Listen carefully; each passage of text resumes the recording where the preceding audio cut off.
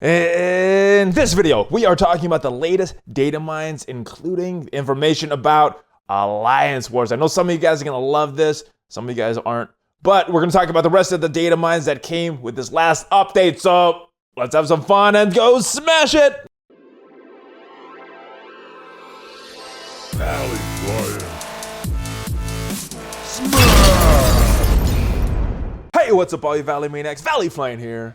I am back. Welcome to the channel. In this video, we are talking about the data mines that we got with this latest update. Now, with every update we get some data mines, and this update, no exception. We got a bunch that came out on Wednesday, and then we had a bunch others that trickled in over the week. Important one that I want to talk about here is the one from Alliance Wars, which is the big mode that Fox Next seems to be dumping all their resources, all their research, everything into, and hopefully it will be a home run for the game and bring some life back to the game.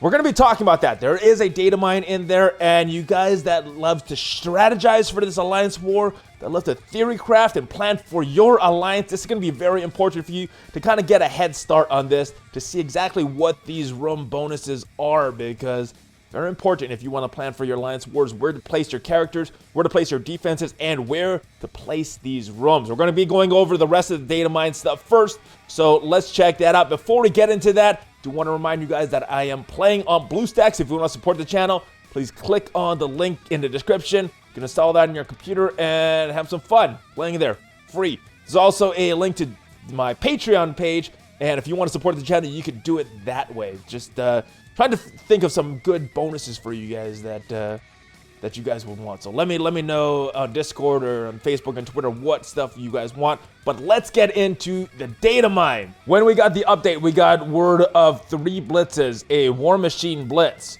the Full Salvo Blitz, a Psychotic Blitz, and the Genie Blitz. Now, we did get the Carnage Blitz a few days ago, and word is that we are having another one this Thursday.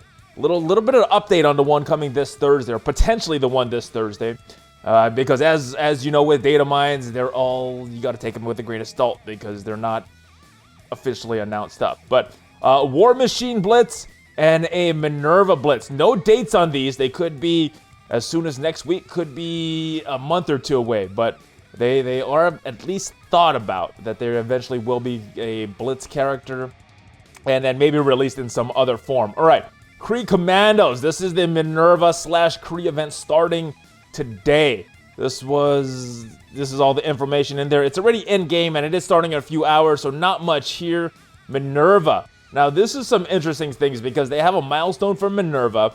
They have a milestone for Captain Marvel. Now the data mines did show a milestone event for Carnage. That never happened.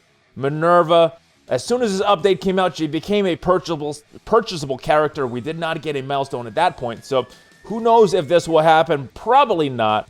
Captain Marvel maybe or may not be happening. There is a date attached to it later in a subsequent data mine, so we'll be talking about that as it comes in. This was announced in-game that the winner of the Blitz is Shield Assault, so look for that happening maybe next week, maybe the week after, but sometime next week. All right, so we're going to spend our majority of the time right here on this information about Alliance Wars. So all you guys that like theory crafting, building, strategizing for your alliance, this part is going to be especially entertaining for you. We're going to be talking about the different rooms. We're going to go back to the blog post to kind of give you some framework on what this is all about. All right, but I'm going to come back to that. We're going to talk about that in just a little bit. All right, next is Iron Man is returning. We got dates on this one, March 6th through March 9th. So the legendary event is coming back. Now, just kind of totally skipped over Fury, because if they looked at the cadence, it was supposed to be Fury, then Star-Lord, and then I think Iron Man. But it looks like they just skipped over Fury, maybe because of the Kree rework, maybe because Captain Marvel is coming out, maybe because Fury will be required for the Captain Marvel legendary event. Who knows? I don't know, but next one coming up is Iron Man. So if you have the characters, I definitely suggest unlocking him. He's an okay character, probably the worst legendary character when you take into account the other ones are Magneto, Nick Fury, Star-Lord, some pretty strong characters. Iron Man's a good character, but not at their level. But he does pair nicely with War Machine, so if you don't already have Iron Man locked out, then you should be building these shield guys anyway, especially your minions.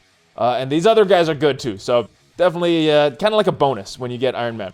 All right, Ultimus 7 raids. Now, this is recommended for squads level 75. Ugh. I'm already not a huge fan of the raid, but when we're getting something even harder, not that big of a fan of it. It's probably my least favorite game mode, but I know I might be in the minority because I know there's a lot of people that love the raids. All right, completing Ultimus 7 rewards you and your alliance with T4 ability materials, orange gear orbs, and more. Now, it says completing this. Doesn't specify whether it's a 30% completion, 60% completion, or like they've done with most of the good rewards in the past, 100% completion. I hope it's not a 100% completion. All right, so this is what I was talking about earlier, the Captain Marvel Milestones. They have a date for this, March 5th at 4 p.m. Pacific time. So this might bring a little more validity to the fact that Captain Marvel is coming to the game maybe March 5th, and maybe we'll be getting these milestones. All right, and then the Carnage Blitz. Let's talk a little bit about that because there's some new information here. So not just that we're getting it, but it's a little bit behind me. So what it says is, additionally, each Blitz win will give you a chance to win up to 2,000 Psychotic Orb Fragments. Now, they've done this with other Blitz characters in the past. I haven't gotten too much, maybe an extra orb or so, maybe 2 if I was really, really lucky with the drops. Because it's not just playing it and winning, you gotta actually get these to drop. Sometimes you get a battle, and you get nothing. Sometimes you get a little bit, and sometimes you get this huge jackpot, which I've never gotten. I don't even think I've seen a screenshot of that jackpot happening, but they're there. So that's it. Now let's get back to this one.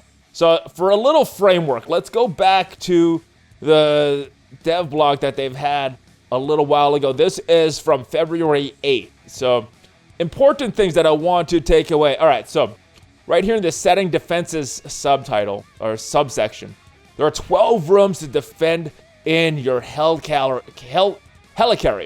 So that means each of the rooms would defend by X amount of teams. If it's 10 teams, that is 120 teams that you need between the 24 members of your alliance. So you would need 5, if it was 10, I don't know how many it is, I'm guessing between 8 and 12, but if it was 10, that means you would need 5 to place on defense if you split it evenly between your alliance mates, and then you would still need to save some from attacking. So minimum, I would say you would need 10 strong teams to be able to do this mode properly, but if you don't, then they will place a random shield team for you, and I think it said that that shield team is 13,000 power. Oh, here it is, yeah. 13,000 power, not including Stark Tech. Now, what are these rooms? Well, that is what I'm going to talk about from this datamine because we have the status effects from the rooms from the datamine. Now, these are definitely subject to change because as we know from this dev blog right here that I'm looking at, there have been several builds and they're still doing more testing. So I've said this before, the longer they do the testing, the better because it gives more of a chance to weed out some of the bugs and hopefully get it into a place where it is very player friendly. But Foxnex still makes money because obviously that is what they're in business for. But basically, rooms, bonuses, helicarrier rooms have positive and negative effects, stat boost, as well as different point values in the war. So they give a few examples here. We're going to take a look at the full description in the datamine. Destroying certain rooms weaken teams across an entire helicarrier, while destroying other rooms earn you more points. For example, eliminating the med bay wipes out a global health boost. We're going to talk about that. While blowing up the bridge grants a team 250 points. Destroying these rooms can often be the key to victory. Let's go back to Discord and look at the datamine and see what these rooms actually are. All right, so the first one is this med bay. So this is what was talked about in that blog post.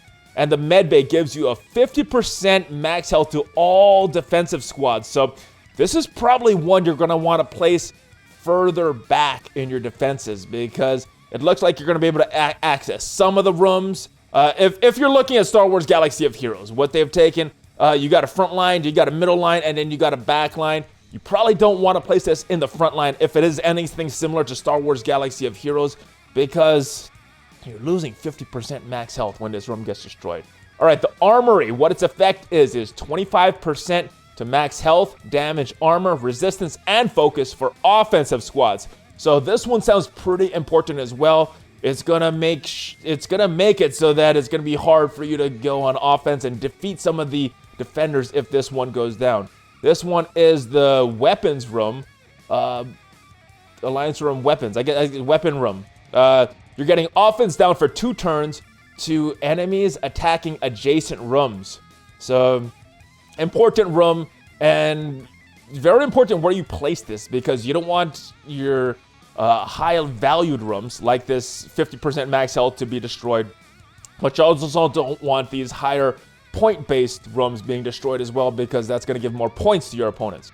All right, then we got the bridge. Now this one, if you remember from the blog post, at the time of the blog post was worth 250 points. I'm not sure if that's a lot. They make it sound like it's a lot though. So this one probably important room that you want to place in the back. What this is going to do is counter for 2 turns to 2 allies defending this room. Not a huge bonus, but this is worth some points, so you probably want to defend this one pretty good. The Hangar, you're getting speed up for 2 turns to 2 allies when attacking. Could be very, very important depending who you're going up against, especially if you're going up against a speed demon like Shield, or maybe a Korath or a Loki or someone. Maybe you could outspeed them when you have this bonus. We have a Reactor Disrupt for 2 turns to enemies attacking this room. Doesn't seem like a real big bonus, but maybe this room is worth a lot of points to account for this really not a huge bonus for your teams. All right, the Barracks. This one seems very important as well. 25% to max health, damage, armor, resistance, and focus for defensive squads. So same like the Armory, these Barracks provide the same bonuses, but it's for your defense as well. So probably pretty important to keep this one in the back. You want to keep that bonus for as long as possible. You got the Cargo room, and this gives 4 random positive effects stackable for 2 turns to allies defending adjacent rooms. So this seems like a pretty big bonus. It is random though, so it could be just some crap, or it could be something super important to your team, and it looks like it's gonna be totally random. We also have the Deck 1. This is offense up for 1 turn to allies defending this room. Deck 2 is offense up for 1 turn to 2 allies defending this room. And Deck 3 is offense up for 1 turn to 2 allies defending this room. Doesn't seem very important, but maybe this is a big point gatherer that you need to place in the back. If not, this is probably something you could place in one of your front lines, because offense up is a good bonus, but it's to 2 allies. It may be on a good ally, maybe not a good ally. And then the 12th, the last room, is the Science Lab. This is defense up for 2 turns to 2 allies defending adjacent rooms. So again, the placement of this matters. So that's it for these. The bonuses: adjust the stats of attacking and defender characters' war. Destroy all the defenders in a room to move the bonus during the war. And that's pretty much it. They're talking about cooldowns here. They're talking about just some headers about joining and talking about war supplies. That's pretty much it for this Datamine update. A few new things, but this is the important one right here. This alliance war stuff. You can start planning with your alliance. Like I recommended before, you probably need 2 to 4 people that are really, really into this stuff per alliance.